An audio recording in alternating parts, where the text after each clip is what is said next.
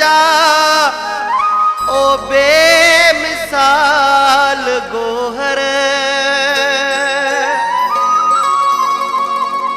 जिए मुसैयद रहबर तो ते सलाम सिंध जो जिए मुसैयद रहबर तो ते सलाम सिंध जो तारीख जे समुंड जा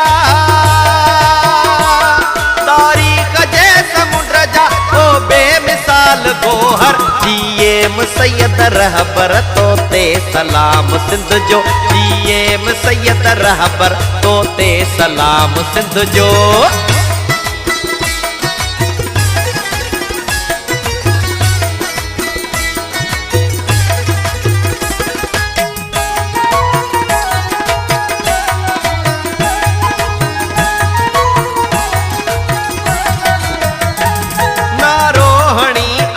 हक मंसूर वागिया अज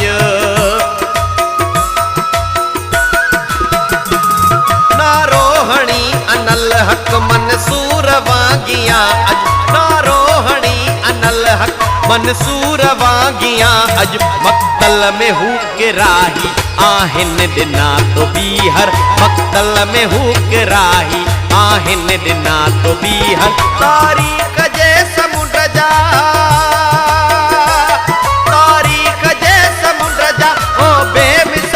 गोहर जिए मुसैयद रहबर तो ते सलाम सिंध जो जिए मुसैयद रहबर तो ते सलाम सिंध जो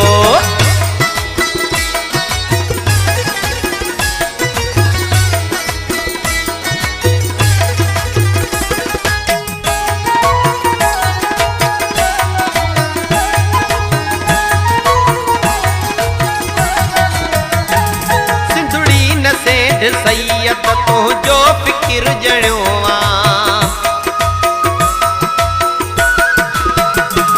सिंधुड़ी न सेठ सैयद तो जो फिकिर जणियों सिंधुड़ी न सेठ सैयद तो जो फिकिर जणियों के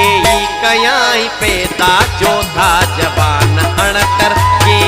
कयाई पैदा चौथा जवान अणकर तारीख जे समुंड जा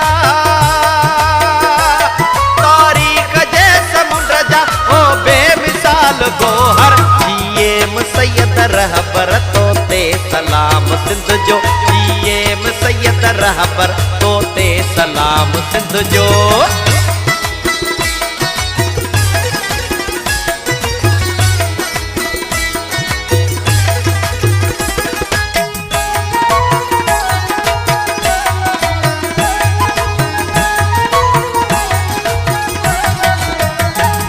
मंसूर कान फासी सर मधुक प्यो अडियते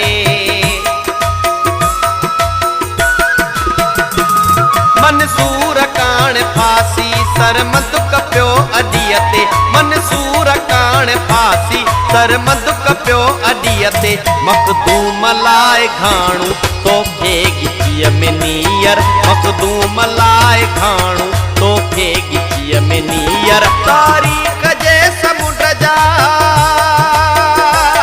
तारीख जे समुंड जा ओ बेमिसाल गोहर जिए मुसैयद रहबर तो ते सलाम सिंध जो जिए मुसैयद रहबर तो ते सलाम सिंध जो जिए मुसैयद रहबर तो ते सलाम